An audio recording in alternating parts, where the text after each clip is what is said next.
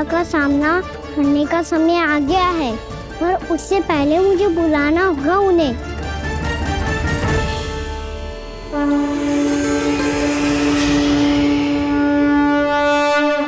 संसार के दारुण भय का नाश करने वाले, सभी कष्टों का हरण करने वाले, विश्व का समस्त ऐश्वर्य प्रदान करने वाले, कमल जैसे लोचन, मुख और चरणों वाले आजानुभुज श्री राम को मैं बार बार नमस्कार करता हूँ।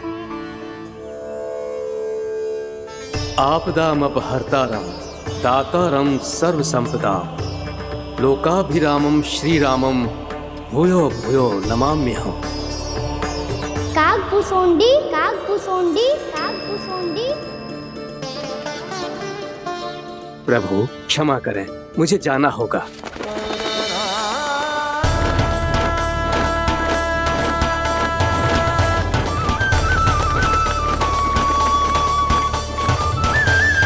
प्रणाम प्रभु।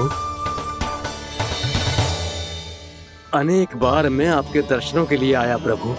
कभी नंद भवन के झरोखों से आपके दर्शन करके चला जाता था, तो कभी दूर किसी वृक्ष की आड़ से आपको निहार लिया करता था। आज आपने स्वयं मुझे बुलाकर धन्य कर दिया प्रभु।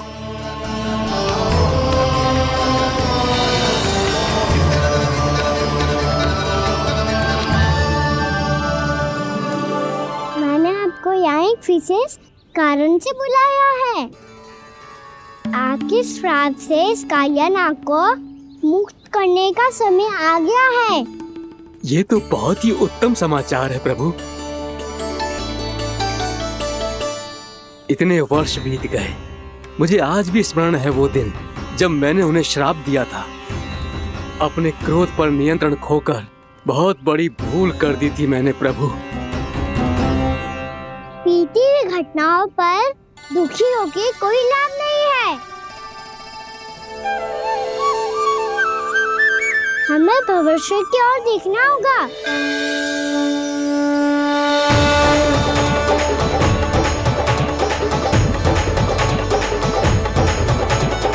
आदेश कीजिए प्रभु, क्या आज्ञा है आपकी? जब मैं कालिया नाग का सामना करने जाऊं, तो आप यही रहेगा। आपको अपने आप पता चल जाएगा कि कब क्या करना है।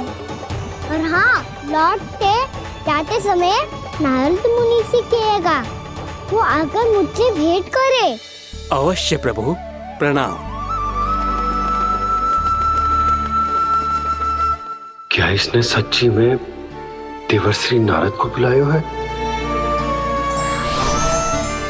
नारायण नारायण, आपको संदेश भेजने की आवश्यकता नहीं थी। आप स्मरण करते और मैं चला आता। तुम्हारा कल्याण हो नारद।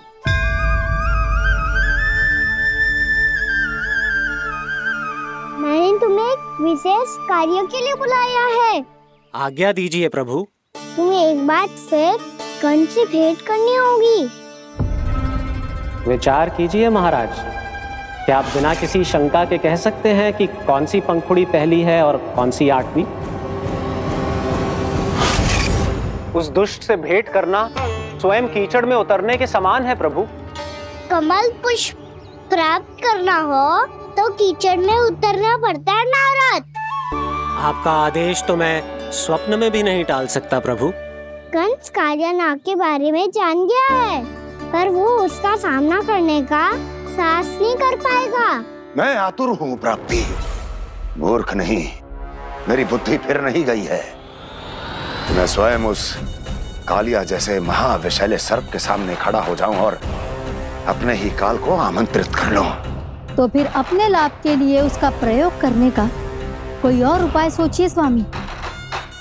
कुछ ऐसा कीजिए कि यमुना नदी का पूरा जल विषैला हो जाए और वृंदावन वासी उसका उपयोग करे, और आपका काल कहलाने वाला वो बालक स्वयं काल के गाल में चला जाए। उत्तम उत्तम सुझाव है प्राप्ति। अब मुझे उस कालिया तक पहुंचने का मार्ग ढूंढना होगा। उसको विवश करने का कोई उपाय ढूंढना होगा, क्योंकि व्यक्तिगत रूप से उससे भेंट करना असंभव है। असंभव।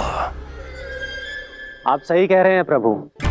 कंस में उतना सामर्थ्य नहीं कि वो कालिया नाग का सामना स्वयं कर सके। वैसे तो कालिया गरुड़ देव का भी सम्मान नहीं करता, तो फिर वो कंस का सम्मान क्यों करेगा भला? नहीं करेगा, पर कंस तुम्हारा सम्मान अवश्य करेगा। नारद तुम्हारी बातें भी सुनेगा और मानेगा भी। ये मेरी योजना का बहुत ही महत्वपूर्ण भाग है। तुम कंस के पास जाओ और कहो कि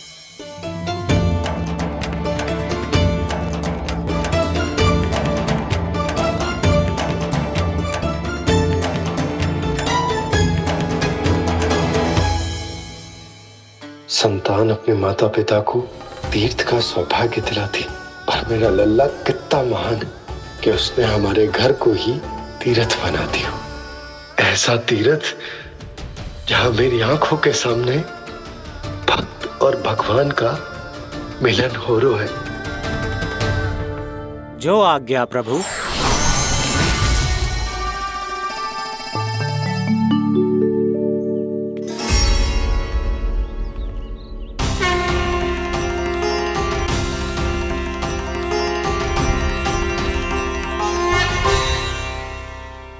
बाबा कान्हा, ये सब क्या चल रहा है? पहले काक भुसुंडी जी और फिर जे नारद जी। क्या योजना बना रहे हो तुम? कान्हा बताना लल्ला, क्या सोच रहे तू? कान्हा देख, अगर तुझे अपने बाबा को ना बताना हो ना, अपने भक्त को बता दे। क्या सोच रहे हो लल्ला? क्या करने वाले हो आप?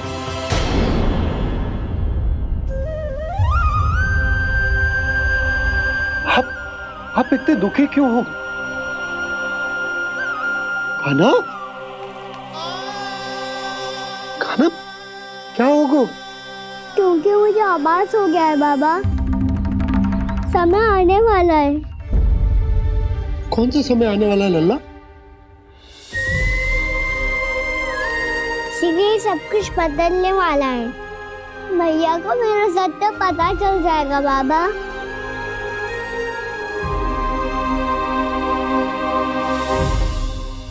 पर लल्ला, इसका काक भुसुंडी और कालिया नाग से क्या संबंध है?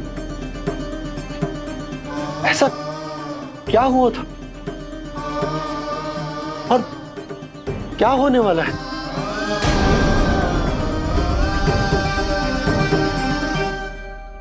जो होने वाला है बाबा, उसका संबंध उससे है जो सैकड़ों वर्ष पहले हुआ था। महर्षि भृगु के एक वंशज थे वेद शिरोमुनि, जो विंध्याचल की पहाड़ियों में साधना कर रहे थे। तभी वहाँ अश्वशिरा नाम के एक दूसरे मुनि आमंत्रण के बिना ही आ गए। कितना सुंदर और शांतिपूर्ण आश्रम है। यहाँ प्रभु की साधना करने में बहुत आनंद आएगा। शीघ्र ही अश्वशिरा मुनि उपस्थिति के कारण होने वाले व्यवधान से बाध्य होकर वेद शिरा मुनि ने अपनी आंखें खोली। कौन हो तुम और यहाँ क्या कर रहे हो? आपके आश्रम में बहुत शांति है मुनिवर। साधना करने के लिए बहुत ही उत्तम स्थान है ये। मैं चाहता हूँ कि मैं भी यहाँ। आप यहाँ साधना करना चाहते हैं, लेकिन इतना भी नहीं जानते कि किसी के आश्रम में प्रवेश करने से पहले उसकी आज्ञा लेनी चाहिए। आप ये भी नहीं जानते कि यदि कोई यज्ञ कर रहा हो तो बिना अनुमति के वहाँ प्रवेश करने से उसकी यज्ञ साधना भंग हो सकती है। आप क्या साधना करेंगे मुनि? आप तो साधना के योग्य ही नहीं हैं। इतना अपमान! एक मुनि के मुख से इतने कड़वे शब्द शोभा नहीं देते। मैं तुम्हें श्राप देता हूँ, जितनी विषैली तुम्हारी जिह्वा है उतने ही विषैले सर्प बन जाओ तुम। और ऐसा सर्प जो सांस भी ले तो निकट का वातावरण दूषित हो जाए। तुम्हारे इस दुस्साहस के लिए मैं तुम्हें श्राप देता हूँ कि तुम अभी इसी क्षण कौवा बन जाओ, और ऐसा कौवा जो कांव कांव करके अनर्गल प्रलाप करता रहे।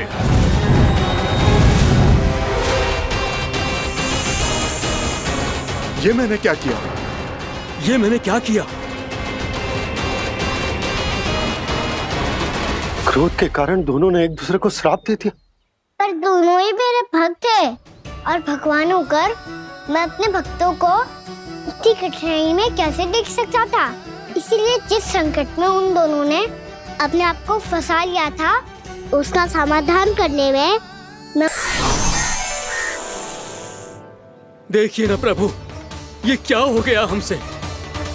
हमारी रक्षा कीजिए प्रभु, मार्ग दिखाइए हमें। क्रोध पर नियंत्रण ना होने के कारण आप दोनों ने एक दूसरे को बहुत ही भीषण संकट में डाल दिया है। आप दोनों ही तपस्वी, तप के बल से दिए गए आपके श्राप को लौटाना भी संभव नहीं है। प्रभु कोई तो उपाय होगा, हम आपके शरण में हैं प्रभु।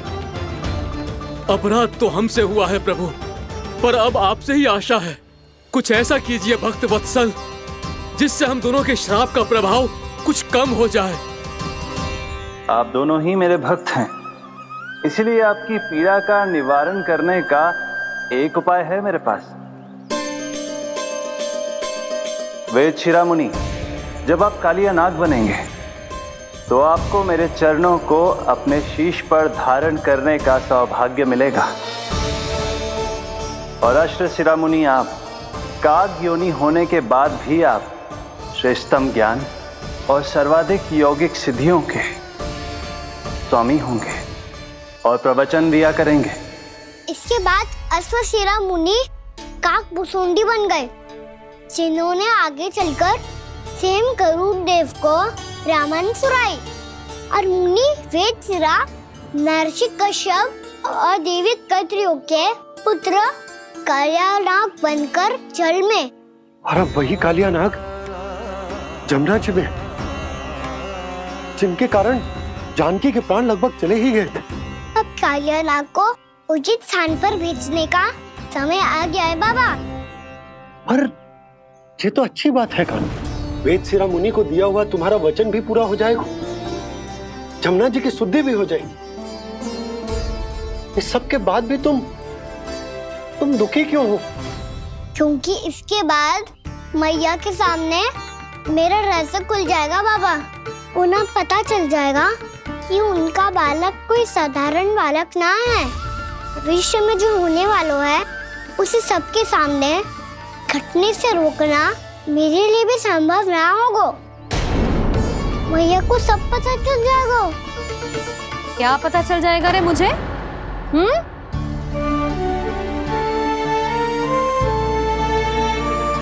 यही कि सबसे अधिक प्रेम मैं आपसे ही करता हूँ।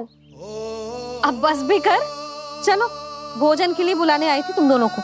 भूखा थोड़े ना रहने दूंगी अपने लल्ला को, मेरा लल्ला दुर्बल हो जाएगा ना। आप खिलाओगे तो ही खाऊंगा। हाँ ठीक है, मैं ही खिलाऊंगी। अब चल, आओ जी, चल।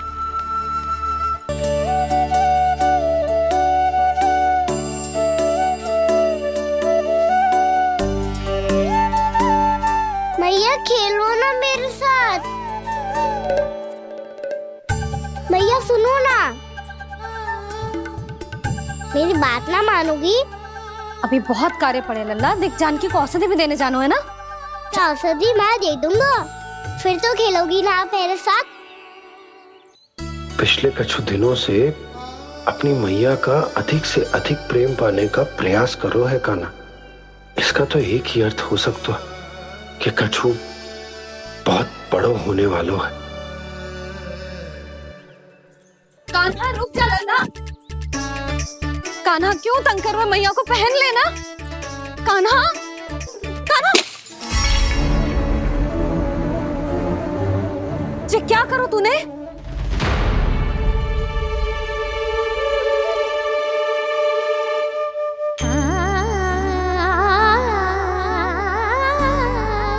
अच्छा ठीक है, अब मुंह लटकाने की आवश्यकता ना है।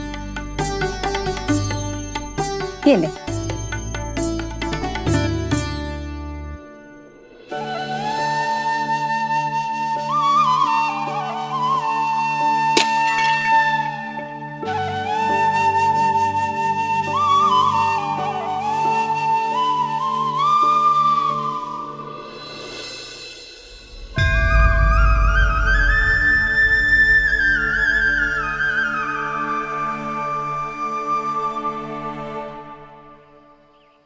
तंग करे मैया को खिजाए, खेले रूठे मनाए,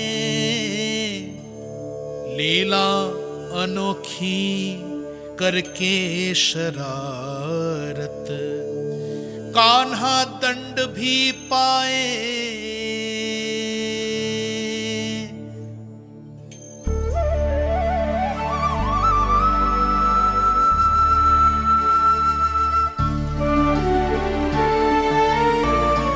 रूठना मनाना, खेलना खिलाना, पहले शरारत करके क्रोध दिलाना और फिर क्षमा मांग लेना, ये सब जानबूझकर कर रहे है कन, जैसे जीवन भर के लिए अपनी मैया की ममता को अपने हृदय में समेट कर रखना चाहते हो।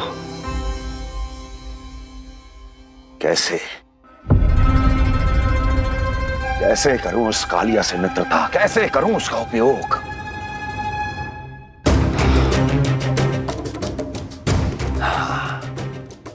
उस पर आक्रमण कर देता हूं और उसे किसी ना किसी तरह से यह विश्वास दिला देता हूं कि यह आक्रमण उस विष्णु अवतार ने किया है। फिर वो क्रोध में आकर सारे वृंदावन वासियों को अपने विष से समाप्त कर देगा। उचित है, ये उचित है। नारायण हरि, नारायण हरि।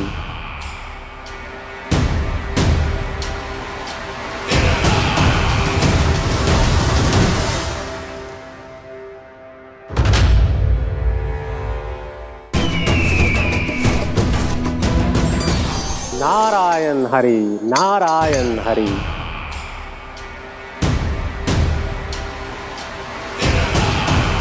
प्रणाम देवर्षि। किस योजना में कितना लाभ है और कितनी हानि, यह आंकलन करते करते थक गए होंगे मथुरा नरेश। देवर्षि, आज मेरा ध्यान कैसे आ गया आपको? आप तो सदैव ही मेरे ध्यान में रहते हैं महाराज कंस।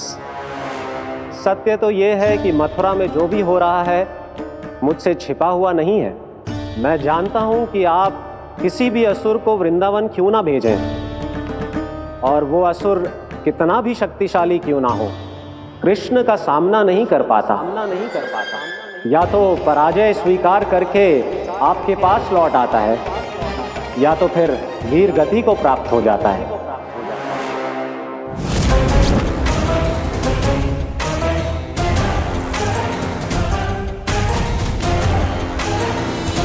वाह, मुझे मेरी असफलताएं स्मरण कराने आए हैं, मेरे घाव को खुरेदने आए हैं, उन पे नमक छिड़कने आए हैं।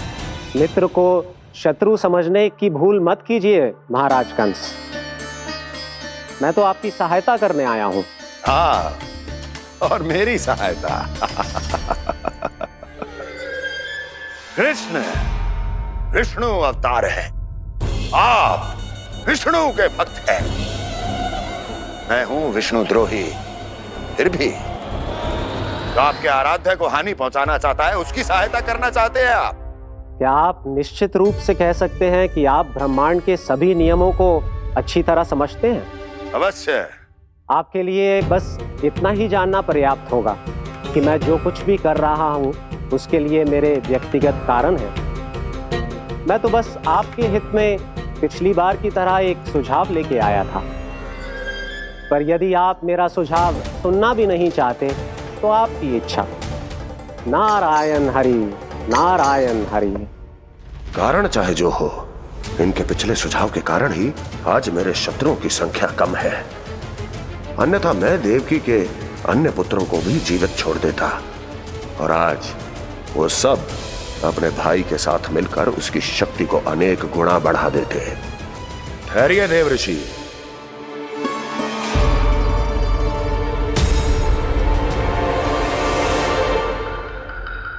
बताइए, क्या सुझाव है आपके पास?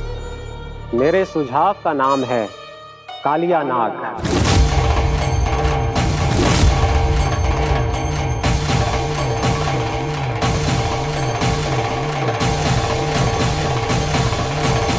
उसके विषय में मैं जानता हूं देवर्षि। तो समस्या यह है कि मैं स्वयं उससे मिलने नहीं जा सकता, उससे भेंट नहीं कर सकता, उस कृष्ण की हत्या के लिए उसको वृंदावन जाने के लिए तैयार नहीं कर सकता। तो मत जाइए उसके सामने और ना उसे भेजिए कृष्ण के सामने। हर बार आप किसी न किसी असुर को अपने शत्रु के क्षेत्र में भेजते हैं, जहां शत्रु उसका सामना करने के लिए पूरी तरह से तैयार होता है और आपका असुर मारा जाता है। इस बार शत्रु को युद्ध स्थल चुनने का अवसर मत दीजिए महाराज। इस बार योजना का जाल ऐसे बुनिए कि कृष्ण स्वयं उसके पास जाने के लिए विवश हो जाए। कालिया नाग स्वयं काल है, मृत्यु का दूसरा नाम है। उसके विष का उपयोग अपने लाभ के लिए कीजिए महाराज। वैसे कालिया के विष की अधिकता का अनुमान तो होगा ही आपको।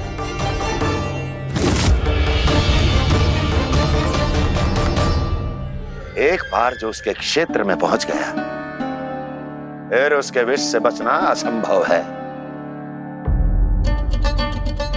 उचित सुझाव है देवर्षि, उचित सुझाव है। देवर्षि, उस छलिया विष्णु की भक्ति करते करते आप भी उसके रंग ढंग सीख गए हैं। उचित है, उचित है।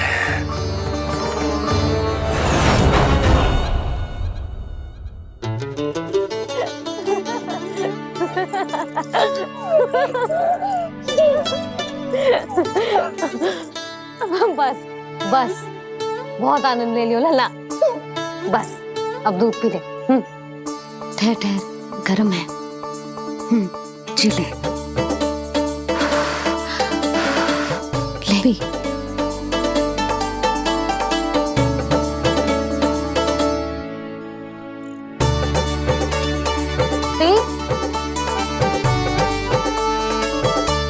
मैं ना होती तो ना जाने क्या हो तो तेरा।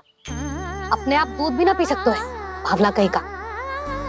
आपकी इस प्रेम के लिए तो मैं धरती पे आया हूँ मैया। मैं भी यही सोच रहा हूँ यशोदा कि तुम ना होती तो मेरा क्या होता। इसी बात पे थोड़ा दूध और कजू खाने को दे दो। अरे मैं तो भूल ही गई। तनिक ठहर जाओ जी, दूध पी लेना तो आपके लिए भी कछु ले आती।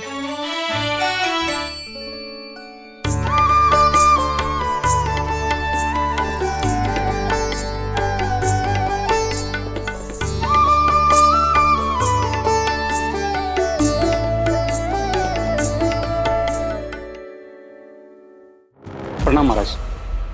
आपकी आज्ञा के अनुसार बिल्कुल वैसा ही पत्र तैयार किया है जैसा आप चाहते थे।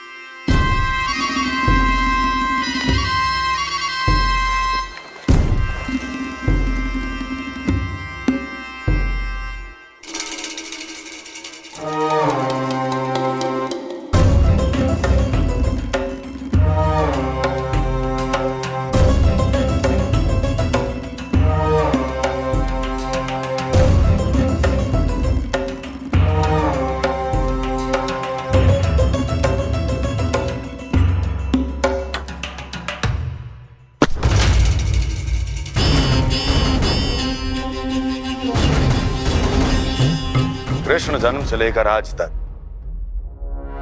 ये मेरी सबसे महत्वपूर्ण योजना है। इसका सफल होना निश्चित है दूत, किंतु केवल वही करना जैसा मैंने कहा है। जाओ।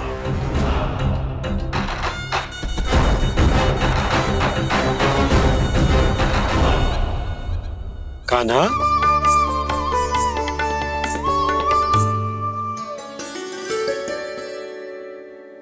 क्या होगा?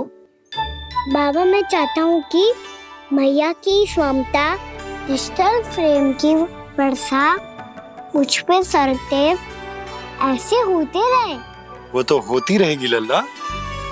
अपने लल्ला के लिए किसी मैया का प्रेम कभी कम हो सकता है भला? नंदराज, वो मथुरा से एक दूत आयो है महाराज कंस का राजपत्र लेके।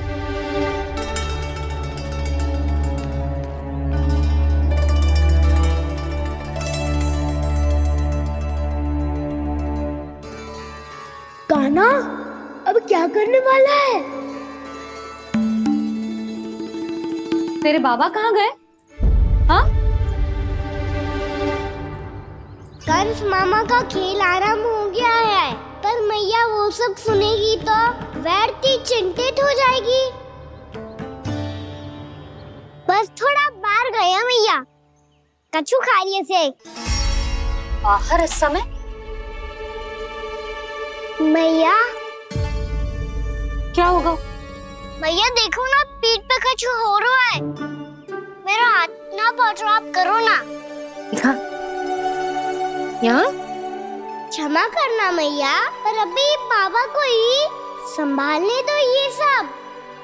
कहिए, क्या संदेश लाए हैं आप? नहीं नंदराज नहीं। महाराज कंस का आदेश है कि ये संदेश सभी गांव वालों के साथ ही पढ़ा जाए।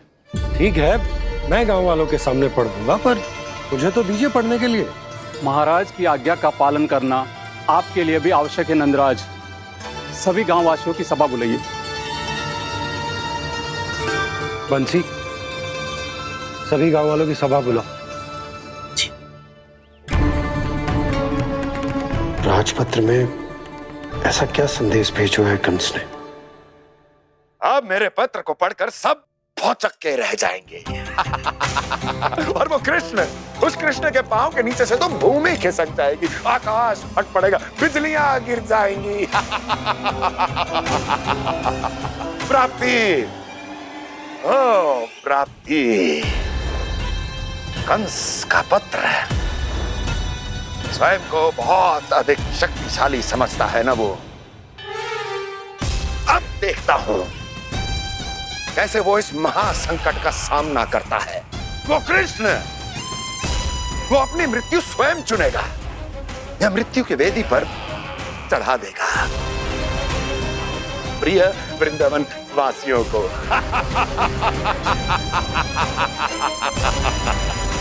अब आएगा आनंद प्राप्ति, अब आएगा आनंद। सबको इकट्ठा करवा के ही पढ़वाएगो। अवश्य ही कोई विशेष संदेश दिया होगा कंस ने। मैं भी यही सोच रही हूँ सुलक्षणा जी, कछु ना कछु तो विशेष है, और जे हो क्या सकता है?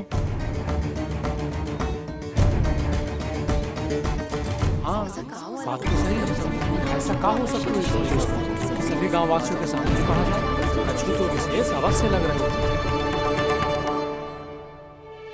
बाहर तक कोलाहल क्यों हो रहा है? मैया, मैया, अब क्या होगा? मैया देखो ना, सर पे कछु हो रहा है। लल्ला, नारायण ने तुझे हाथ दिए हैं ना? पीठ की बात अन्य थी। अपने सिर की सेवा स्वयं कर। सर पे तो हाथ पहुंच रहा है ना?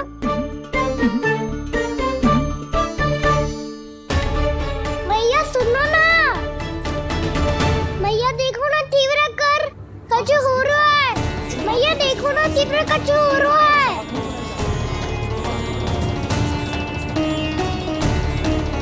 सब लोग आ चुके हैं, अपना संदेश सुनाइए आप।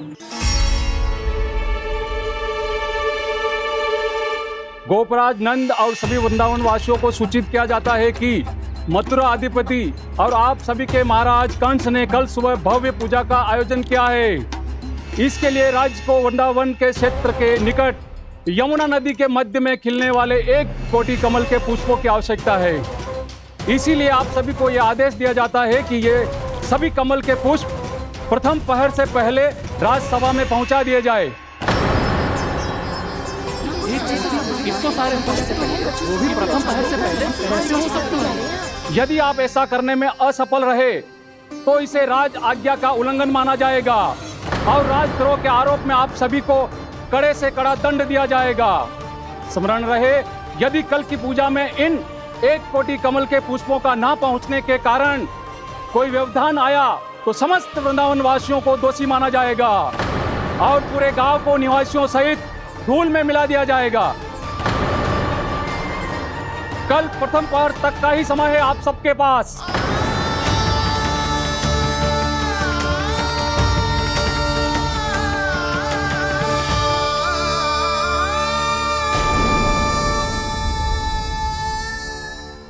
1 कोटि कमल पुष्प, वो भी कल प्रथम प्रहर में? ऐसे कैसे संभव है? और कोई साधारण पुष्प ना, यमुना नदी के मध्य खिलने वाले विशेष कमल के फूल चाहिए उन्हें। लेकिन यमुना नदी में तो कालिया नाग ने विष घोल के रखा है, तो फिर कैसे हो पाएगा? यह संभव है। हमारी मृत्यु का संदेश भेजा राजा कंस ने। सदैव की भांति इस समस्या पर भी गांव के बड़े ही विचार करेंगे। बालकों का यहाँ होना उचित ना है।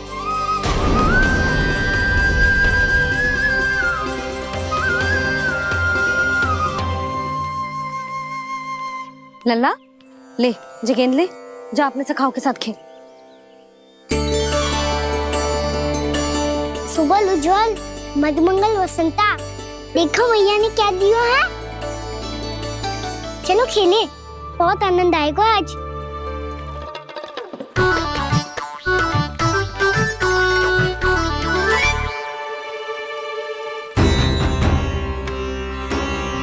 भानु, बंसी, जाओ और शीघ्र ही वो घेरे का कार्य समाप्त करो।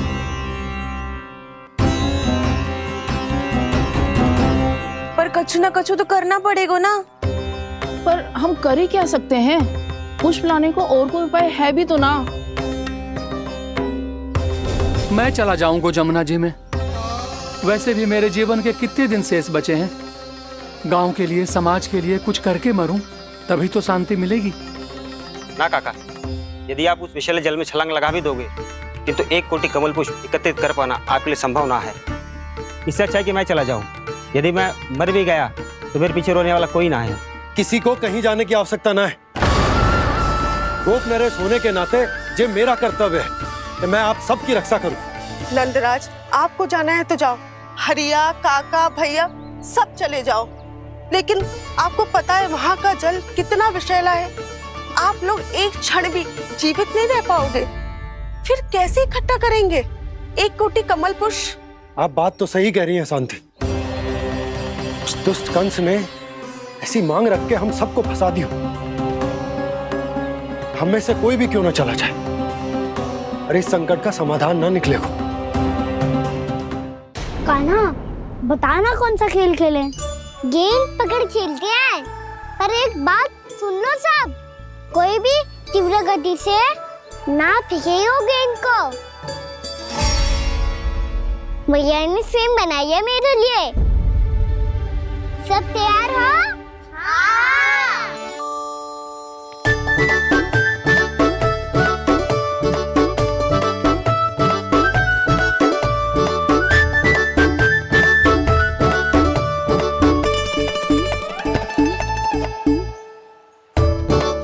मुझे दो।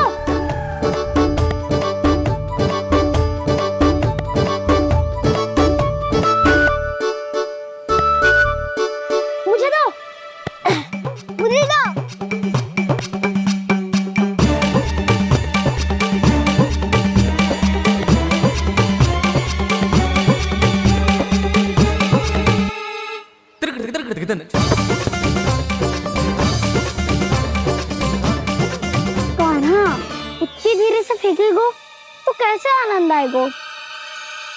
थोड़ा बल लगा के फेंक। हाँ कान्हा, हम अभी बड़े हो गए हैं, तू अब भी छोटे बालकों की तरह फेंक रहा है।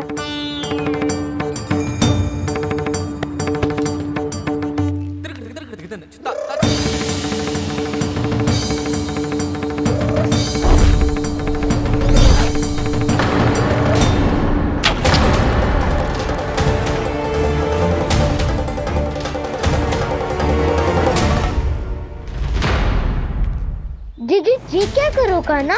गेंद तो डूब गई।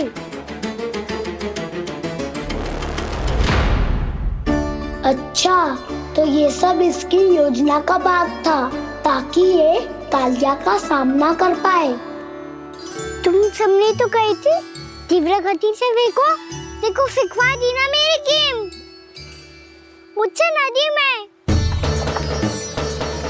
अब मुझे जाके लानी पड़ेगी।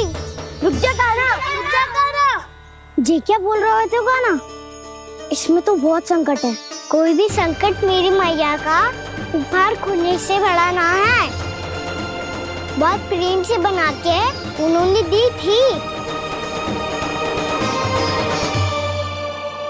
हे नारायण, कोई उपाय समझ में ना आ रहा है।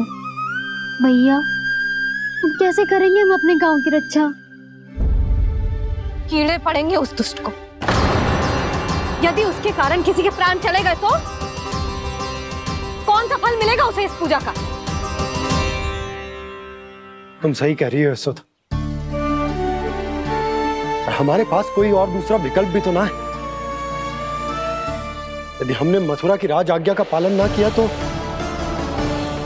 इसका दुष्परिणाम पूरे गांव को भुगतना पड़ेगा।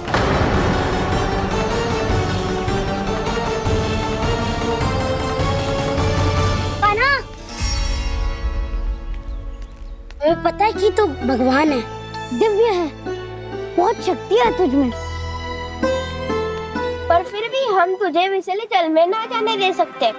कुछ होगा तो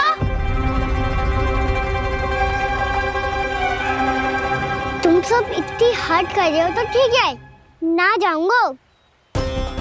गेंद कहाँ गिरी है, कितनी दूर गई है, ये तो देख लूं, ताकि उसे बाहर निकालने का कोई उपाय ढूंढ पाऊं।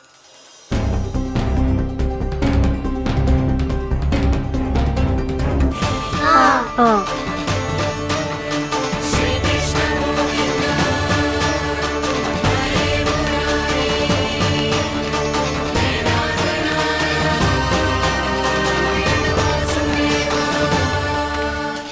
कान्हा की ये लीला तो समझ ही नहीं आ रही।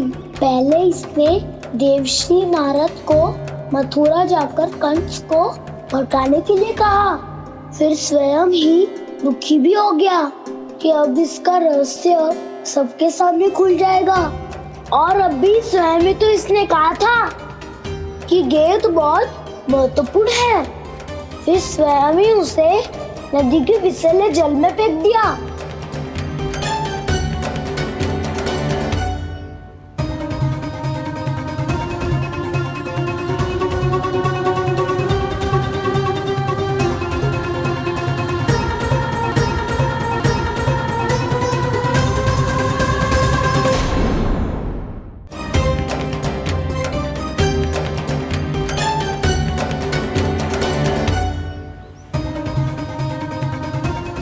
कान्हा, तू ऊपर क्यों चढ़ रहा है? अरे ऊंचाई से देखूंगा तभी तो गेंद दिखेगी।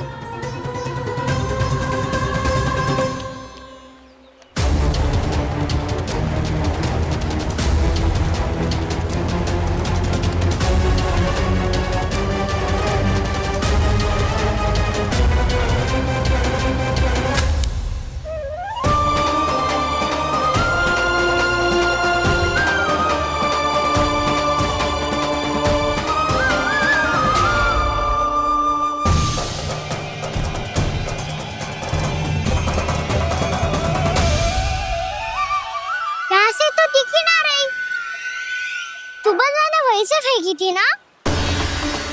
ना, वहाँ से फेंकी थी। कहाँ से? मैं कहना वहाँ से। समझ ना आ रहा, ठीक बताना कहाँ से फेंकी थी?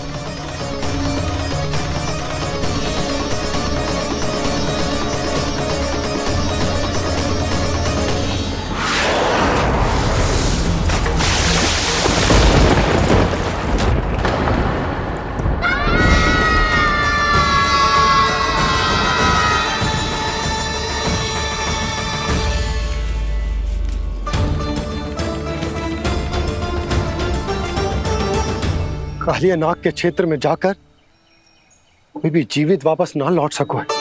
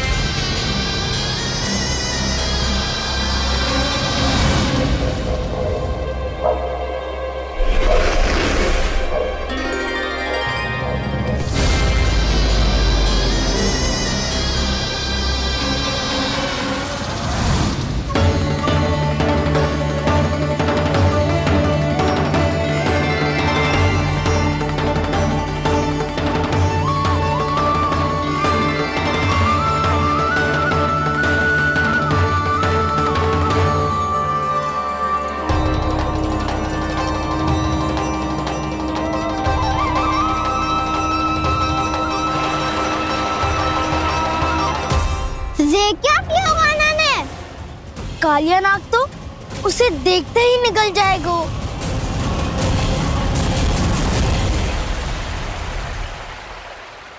तो आरंभ से अब तक सब कुछ उसकी लीला का ही भाग था।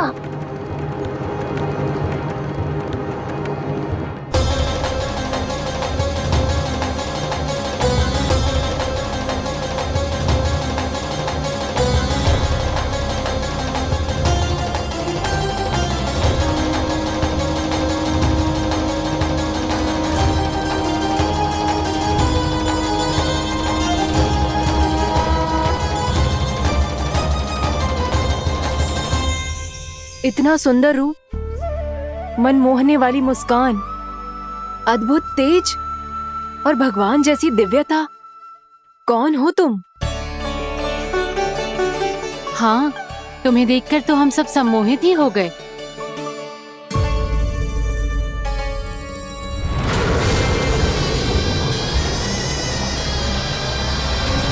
तुम जो भी हो बालक, वापस लौट जाओ। हमारा हृदय तुम्हें ही देखते रहना चाहता है, किंतु यदि हमारे पति जाग गए तो तुम्हें अवश्य हानि पहुंचाएंगे। ये बहुत विषैले है बालक, कालकोट जैसे भयानक। इनके विष से तुम नहीं बच सकोगे। नंदराज, कालिया नाग के विष का प्रभाव बढ़ते ही जा रहा है। पहले 8 कोस तक उसके विष का प्रभाव था, अब तो 1 योजन से अधिक क्षेत्र में फैलो है। जल पीने के प्रयास से अनेक पशु मारे गए हैं और नदी के निकट के वृक्ष और वनस्पति सब नष्ट होने लगे।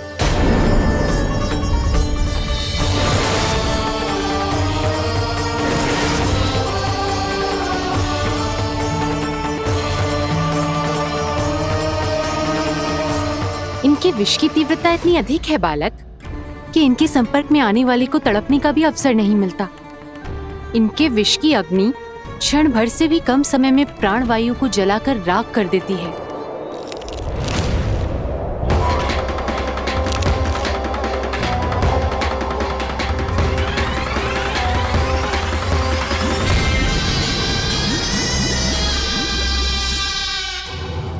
तब तो समस्या और भी गंभीर हो जाएगी।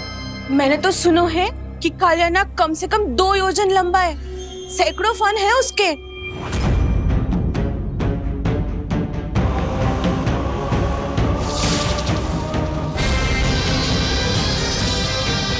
इसका अर्थ तो ये है कि हम दोनों ओर से फंस गए। एक और कंस को 1 कोटि कमल पुष्प देने जो कि कालिया नाग के क्षेत्र में पड़ते हैं, और दूसरी ओर उस कालिया नाग का विष यमुना जी के क्षेत्र में बढ़ता ही जा रहा। इसके कारण हम ही नहीं, निर्दोष पशु पक्षी भी संकट में। इन दोनों समस्याओं का एक ही समाधान है, उस कालिया नाग का सामना करना। और ये ना समझ आ रहा कि हम ये करेंगे कैसे, क्योंकि ये बात साधारण मनुष्य के बस की ना है। हमारे लिए ये असंभव है।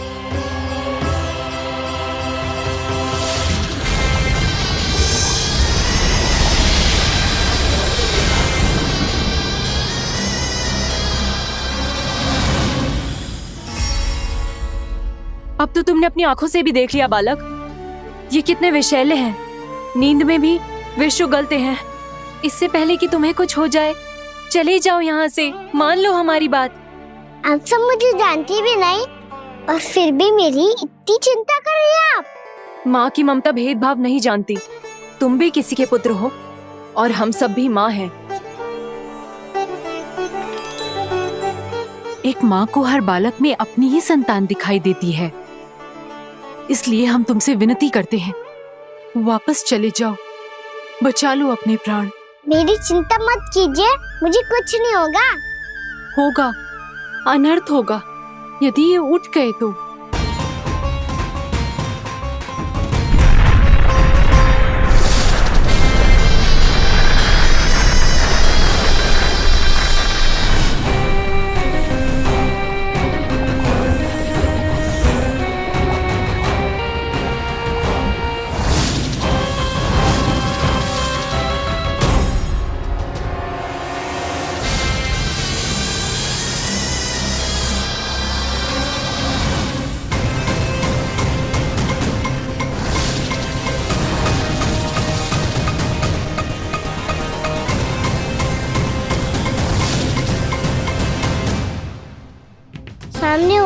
में भी अपने इश्क को केवल वही देख सकता है जो अपना अभिमान त्याग चुका हो।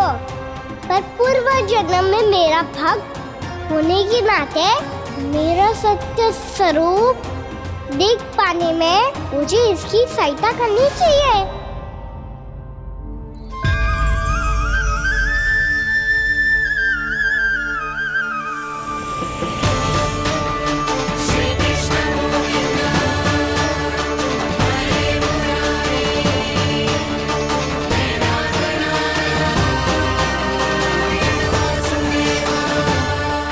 देखो हमारा छोटा सा कान्हा कैसे डट के खड़ा हुआ है, इतने विशालकाय, इतने महाभयंकर सबके सामने।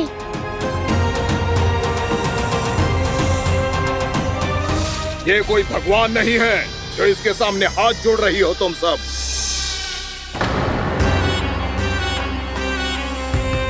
एक सामान्य साधारण बालक है ये, जो ये तक नहीं जानता कि इसके सामने है इसका काल, कालिया। तू कौन है बालक? मेरे इतने निकट आकर भी तू जीवित कैसे है? मेरी नहीं, अपनी चिंता करो कालिया। बहुत मनमानी कर ली तुमने।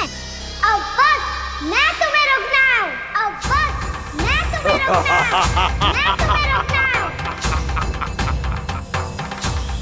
बित्ते भर का है तू, मेरे विष के बारे में जानता ही क्या है?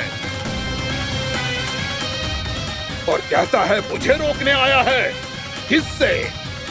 किससे रोकना चाहता है तू मुझे? मुझे क्रोध दिलाने की भूल मत कर बालक। अपनी फुंकार से ही तेरी इस मुस्कुराहट को अंतिम मुस्कुराहट बना सकता हूं मैं। शीघ्र बता, कौन है तू और किसने भेजा है तुझे? तुम्हें आवाज भी है कि अपनी पुकारों से तुम कितना विष भूल चुके हो। पवित्र यमुना नदी को कितना दूषित कर दिया तुमने। और यही नहीं, तुम्हारे कारण निकट के जीव जंतुओं, वृक्ष, वनस्पतियों सबको हानि पहुंच रही है। तो क्या? मुझे उससे क्या? मुझे है आपत्ति है मुझे तुम्हारे इस व्यवहार से, और इसीलिए तुम्हें यहाँ से जाना होगा।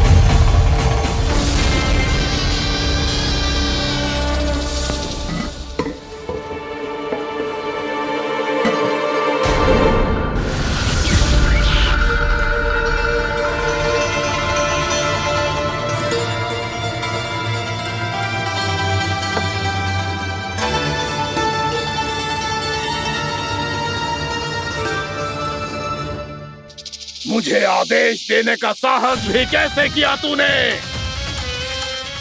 इस क्षेत्र को मैंने अपना राज्य बनाया है, मेरा परिवार रहता है यहाँ, और तू मुझे यहाँ से जाने के लिए कह रहा है? हाँ, क्योंकि तुम्हारे यहाँ रहने के कारण अन्य जीवों को हानि हो रही है, और मैं ऐसा नहीं होने दे सकता। मैं तो बस वही कर रहा हूँ जो एक सर्प का स्वभाव है। विष फैलाना स्वाभाविक है मेरे लिए, इसलिए मुझे चुनौती मत दे बालक। चुनौती तो मैं दे चुका हूँ कालिया। अब तो बस तुम्हें स्वीकार करनी है।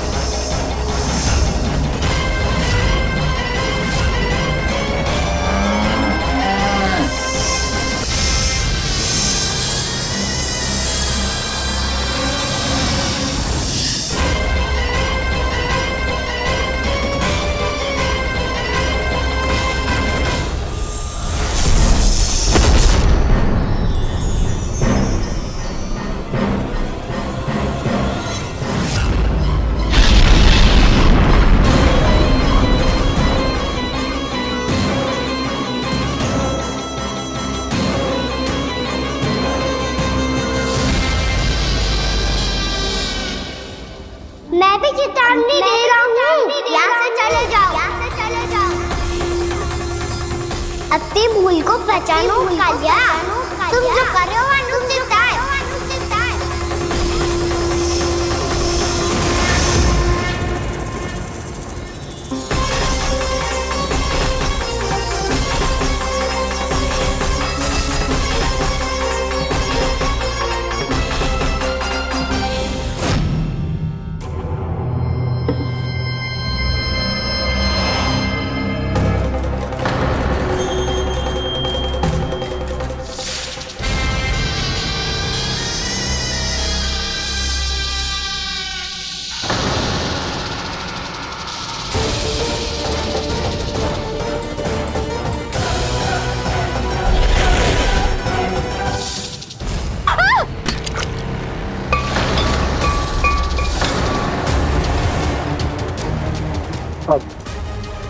मैं आता हूँ।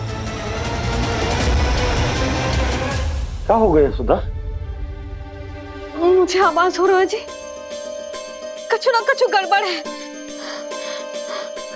यशोदा, जो समस्या हमारे सामने है, हम सभी उसका समाधान खोजने में जुटे। तुम विश्वास करो, मैं कोई ना कोई समाधान अवश्य ढूंढ लूंगा। हम कैसे भी करके वो कमल के पुष्प उस कंस तक पहुंचा देंगे। नाना, समस्या उससे कहीं अधिक है, उससे कहीं अधिक बड़ी, उससे कहीं अधिक भयानक है।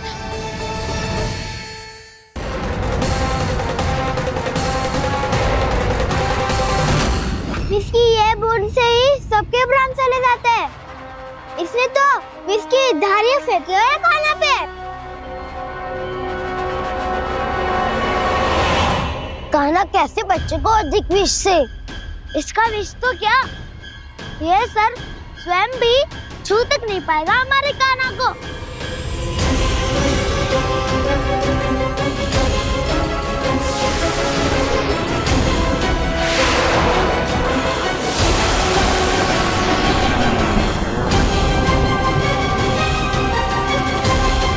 तुम्हारे सखा को, मेरे भाई को कोई हानि नहीं पहुंचा पाएगा। ये कान्हा का सत्य चाहे जो हो बलराम, पर अभी तो जो एक बालक ही है ना।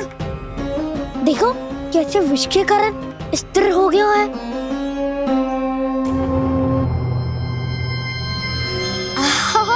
हाउ सर्फ ने कितनी आसानी से अपनी पूंछ से बांध लिया है।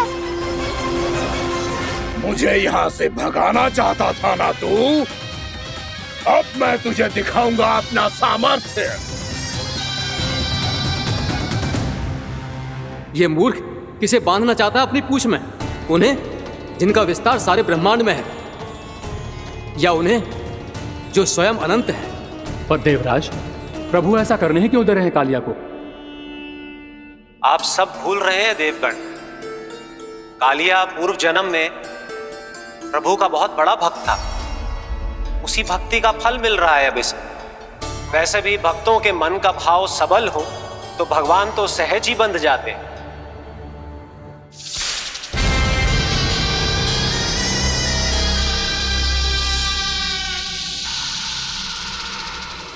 बलराम, तुमने ही तो कही थी कान्हा को कछु ना होगो। देखो दुष्ट ने चारों ओर से जकड़ लियो है।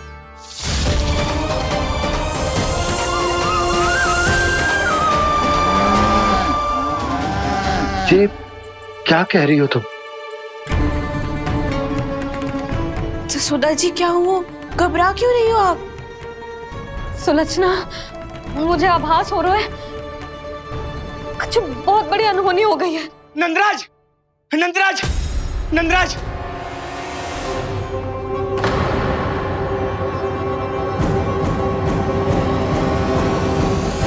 नंदराज, कान्हा ने जमुना नदी में छलांग लगा दी है। कान्हा ने जमुना नदी में छलांग लगा दी है। कान्हा ने जमुना नदी में छलांग लगा दी है। कान्हा जमुना में कूद गया है। मुझे लगा था आज कछु गड़बड़ होने वाली है। मुझे आज कान्हा को ना जाने देना चाहिए था।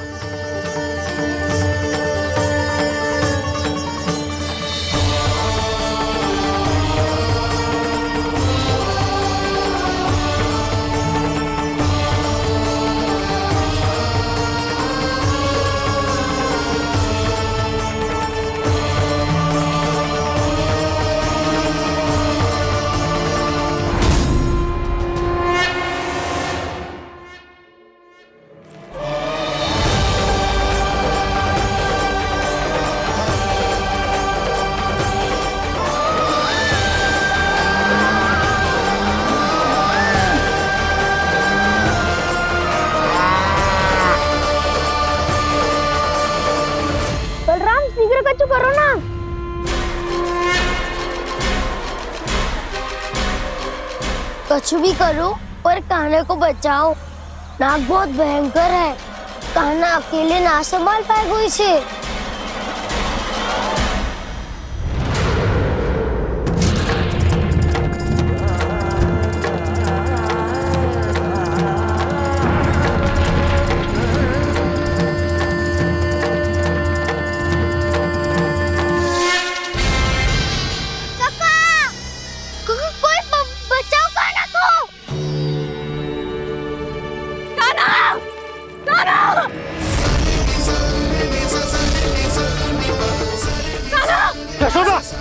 यशोदा रुको। छोड़ दो मुझे, छोड़ दो मुझे। रुकिए जी, संभालो। बावली हो गई क्या? जी संभालो। कान्हा, कान्हा।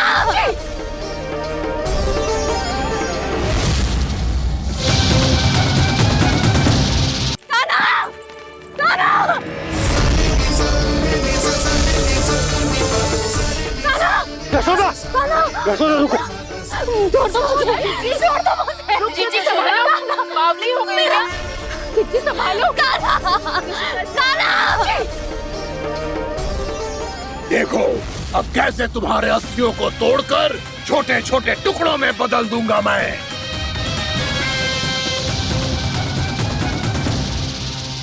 अगर जी आप जाओगी तो आप भी फंस जाओगी। अपने लल्ला के लिए मैं किसी भी संकट का सामना करने के लिए तैयार हूँ। छोड़ो ना यशोदा, हमें कोई और उपाय खोजना पड़ेगा। कोई और उपाय? आप देख ना रही मेरा कान्हा किस दशा में है। कान्हा मैया के वश में नहीं है, नहीं तो ये अपने लल्ला के लिए साक्षात काल का भी सामना कर ले। ये तो केवल कालिया नाग है। हे नागराज, आप मेरे प्राण ले लो पर कान्हा को छोड़ दो। ना नागराज, आप मेरे प्राण ले लो, मैं विरोध भी ना करूंगी। ना नागराज, आप मुझे मार दो पर मेरे कान्हा को छोड़ दो। ना ना ना ना नागराज, मेरे प्राण ले लो, हमारे कान्हा से क्या शत्रुता है आपकी? प्रभु के लिए जो प्रेम यशोदा मैया के हृदय में है, वही इन सभी गोपियों के हृदय में भी है।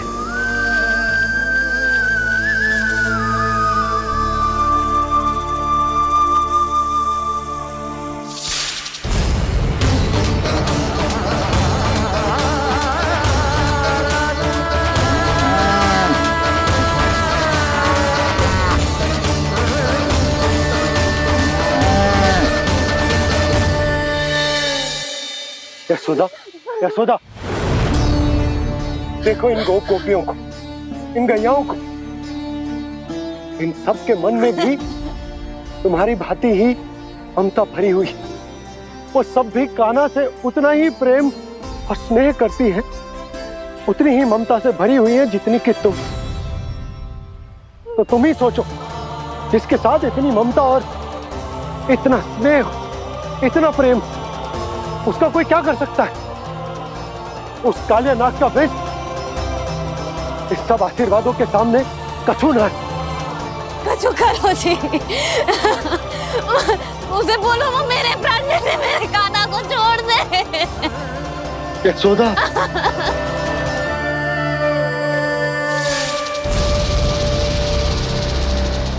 केवल इन्हीं में नहीं देवराज, नाग पत्नियों के हृदय में भी ममता का वही प्रेम उमड़ रहा है। देखिए। मैं आपके हाथ जोड़ती हूँ स्वामी, इस बालक को छोड़ दीजिए। ये अवश्य ही कोई दिव्य आत्मा है स्वामी। हम आपसे विनती करते हैं स्वामी, इस नन्हे बालक को हानि मत पहुंचाइए स्वामी। मेरी पत्नियां मेरे ही शत्रु के लिए विनती कर रही हैं। अब यदि इसके पक्ष में एक शब्द भी कहा तुम सबने, तो मैं इस बालक से पहले तुम सबके प्राण ले लूंगा। हो रहा प्रसन्न नाग कालिया, विजय को निश्चित जान। रोते बिलखते व्याकुल सब संकट में देख कान्हा के प्राण।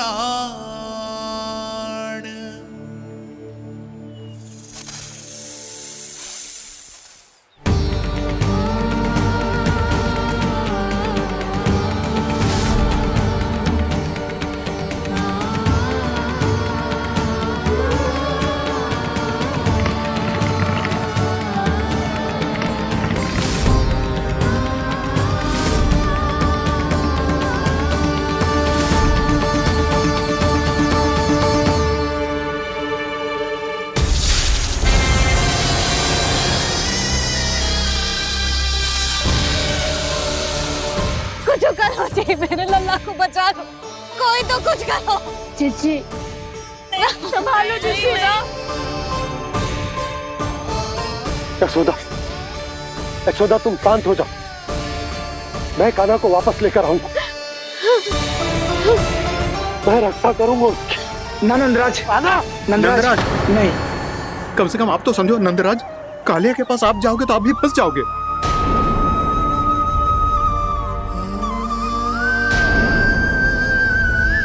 बलराम, तेरा भाई इतनी भीषण संकट में है और तुझे जरा भी दुख ना हो रहा? क्या आप सब अब तक नहीं समझ पाए कि कान्हा सच में कौन है? छोटे बाबा, आप तो उसका सत्य जानते हैं ना?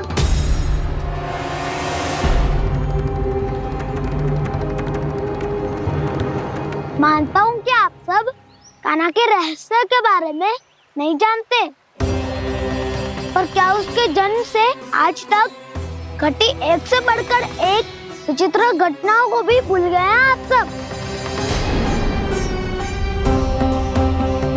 भूल गए हैं कि कैसी पूतना जैसी राक्षसी उसका कुछ बिगाड़ नहीं पाई, कैसे तरनावती जैसा भयानक राक्षस उसे एक खरोच भी नहीं दे पाया था।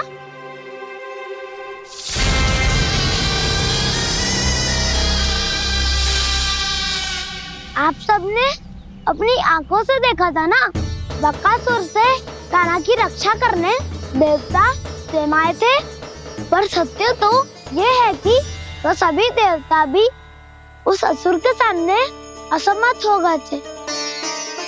तब कान्हा ने बहुत ही आसानी से उस भयंकर असुर का वध किया था, एक ही बार में धराशायी कर दिया था उसे।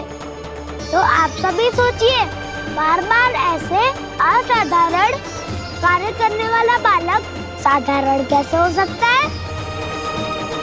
अब तो आरंभ से ही सारा सत्य जानते हैं छोटे बाबा। रहस्य छुपाने में सदैव कान्हा की सहायता करते आए हैं आप, और आज आप स्वयं ही उसके सत्य को भूल रहे हैं। और तुम सब भी तो जानते हो कान्हा की शक्तियों के बारे में, तो क्या तनिक भी विश्वास ना है अपने सखा पे? बलराम जी, तू क्या कह रहे है? मैंने जो कहा उसका एक एक शब्द सत्य है छोटी माँ।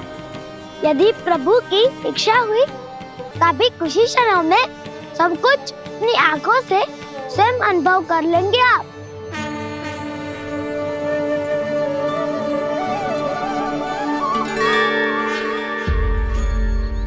शांताकारं भुजगशयनं पद्मनाभं सुरेशं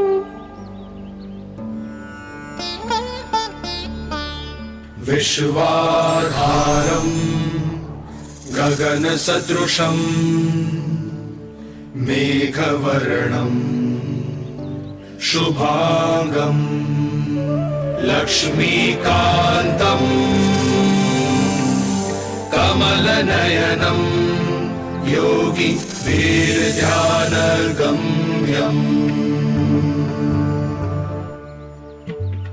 वन्दे विष्णुं भवभयहरं सर्वलोकैकनाथम्।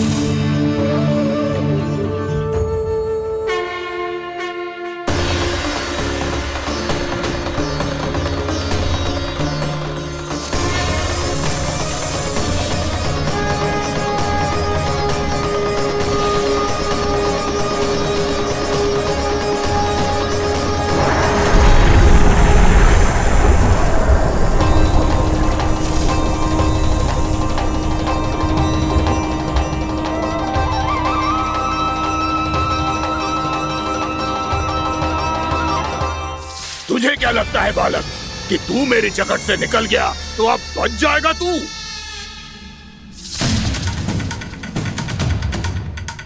मेरे विष से अपनी प्राण रक्षा करने में सफल रहा, मेरी जकड़ से भी छूट गया, पर मेरे दंश से नहीं बच पाएगा।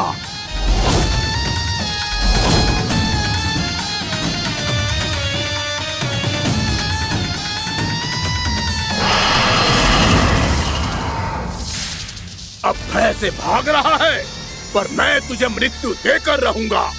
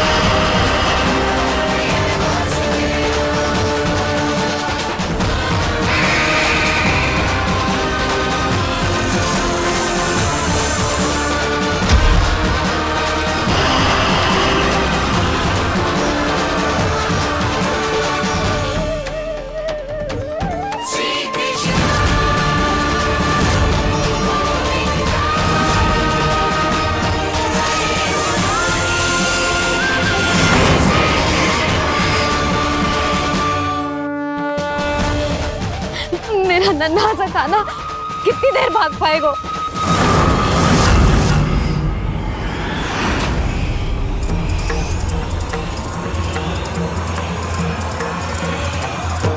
और कितनी प्रतीक्षा करोगे मेरी भक्त कालिया?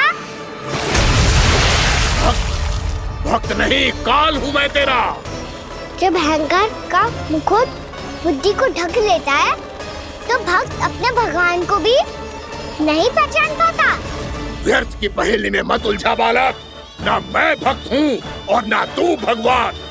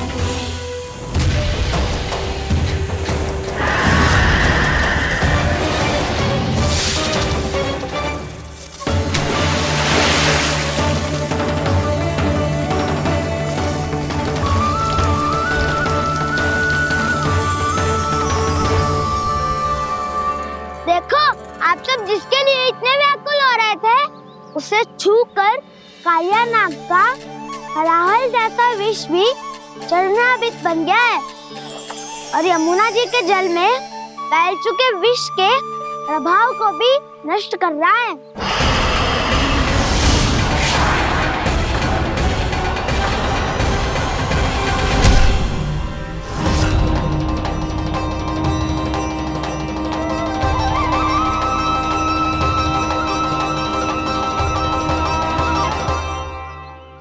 धर्म रक्षक, अधर्म विनाशक प्रभु श्री कृष्ण का कौशल सचमुच आदित्य है। नारायण नारायण।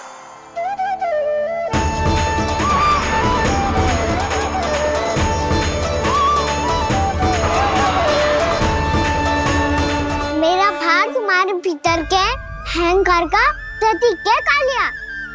अब तुम्हारा अहंकार, तुम्हारा अभिमान मेरे पाँव के नीचे है और तुम्हारी पूंछ अर्थात तुम्हारे प्राण मेरे हाथ में। अब तुम क्या करोगे भक्त?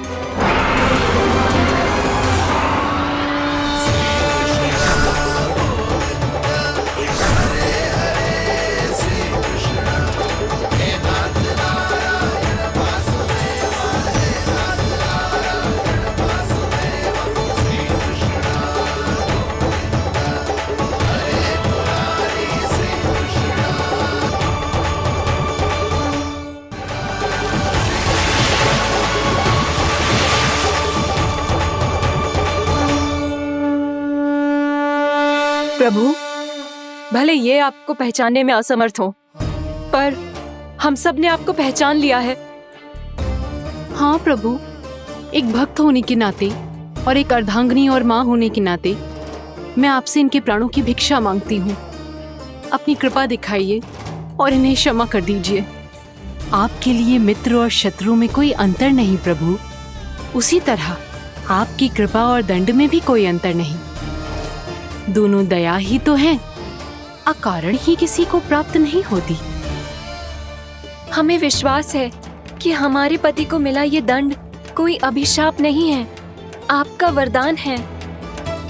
ये सत्य है प्रभु कि इनसे बहुत से पाप हुए हैं। इनके विष से बहुत सारे जीव जंतु को हानि पहुंची है, पर अब आपके चरण इनके शीश पर पड़ गए हैं। ऐसी कृपा तो बड़े बड़े महान महात्माओं को भी दुर्लभ है, और इन्हें प्राप्त हुआ तो अवश्य ही ये किसी महान पुण्य का ही फल है।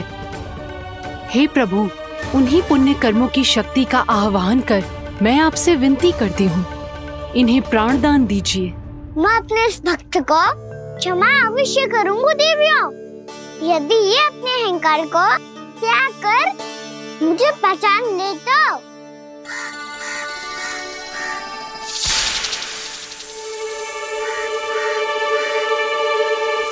मैं तुम्हें श्राप देता हूँ, जितनी विषैली तुम्हारी जिह्वा है उतने ही विषैले सर्प बन जाओ तुम।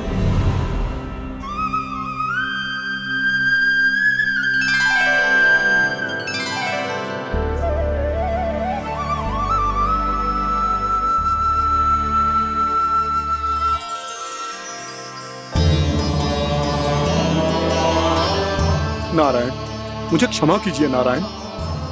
मैं तो आपका परम भक्त था, किंतु मैं आपको पहचान नहीं सका।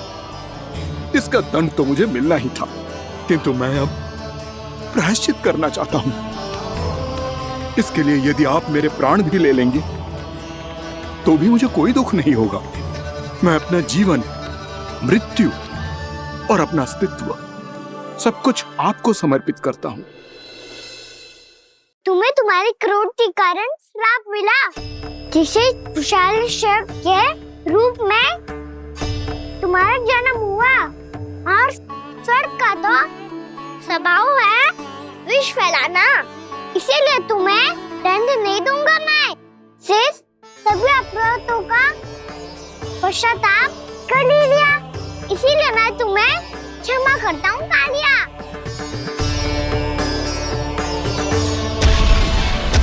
पर तुम्हें यहाँ से दूर समुद्र के बीच जाकर रहना होगा, जहाँ किसी निर्दोष का जीवन तुम्हारे विष से प्रभावित ना हो।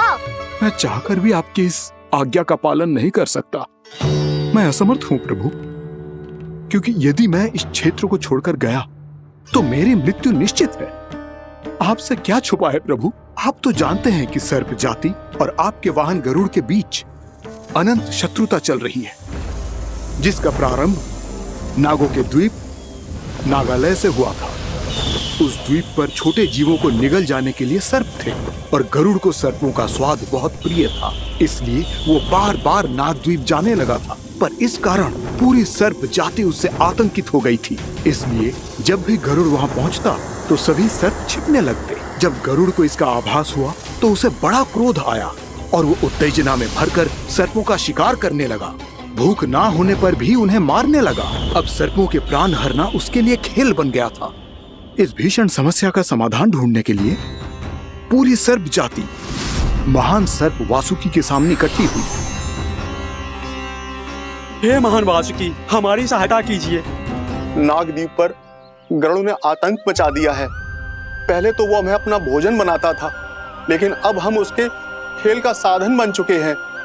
भूख हो या ना हो, जब तब आकर वो हमारे प्राण हर लेता है। अनुचित हिंसा के इस प्रथा का आरंभ सर्पों ने ही किया है। पहले आप सबने पूरे द्वीप पर अधिकार कर लिया, फिर आहार के साथ साथ आनंद के लिए भी आप सभी ने निर्दोष जीवों की हत्या की। और जब सृष्टि का संतुलन बनाए रखने के लिए गरुड़ आपको अपना आहार बनाने आया तो आप सब अपने प्राणों की रक्षा के लिए छिपने लगे। तो फिर गरुड़ का उत्तेजित होना तो स्वाभाविक ही था। नागनाथ, जो हमने अन्य जीवों के साथ किया वही अब हमारे साथ हो रहा है, परंतु ये भी तो सृष्टि के संतुलन के विरुद्ध ही है ना? अवश्य है, इसलिए मैं गरुड़ से चर्चा करूंगा। धन्यवाद प्रभु।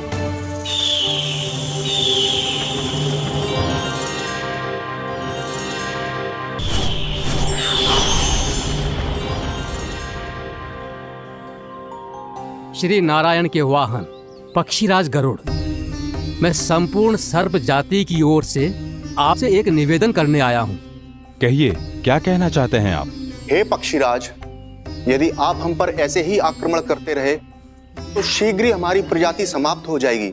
इसीलिए हमारी आपसे विनती है, यदि आप उचित समझें तो सर्पों के किसी एक घर से हम आपको एक सर्प प्रतिदिन अर्पित करेंगे। आप उसको आहार बनाइए और अन्य सर्पों को जीवित रहने का अधिकार दीजिए। मुझे स्वीकार है। तब से प्रतिदिन किसी एक घर से एक सर्प गरुड़ के भोजन के लिए भेजा जाने लगा। समय के साथ मेरे घर की भी बारी आई, परंतु मैंने एक बहुत बड़ी भूल कर दी। समय आ गया है स्वामी, आज गरुड़ के आहार के लिए इसे चुना गया है। कौन है यह गरुड़ और क्यों दूं मैं इसे कोई भेंट? स्वामी, सभी सर्प राज्यों और गरुड़ के बीच में यही समझौता हुआ है, हमें इसका सम्मान करना ही होगा। मैंने कोई समझौता नहीं किया, मैंने कोई वचन नहीं दिया और ना ही मैं किसी गरुड़ से भेंट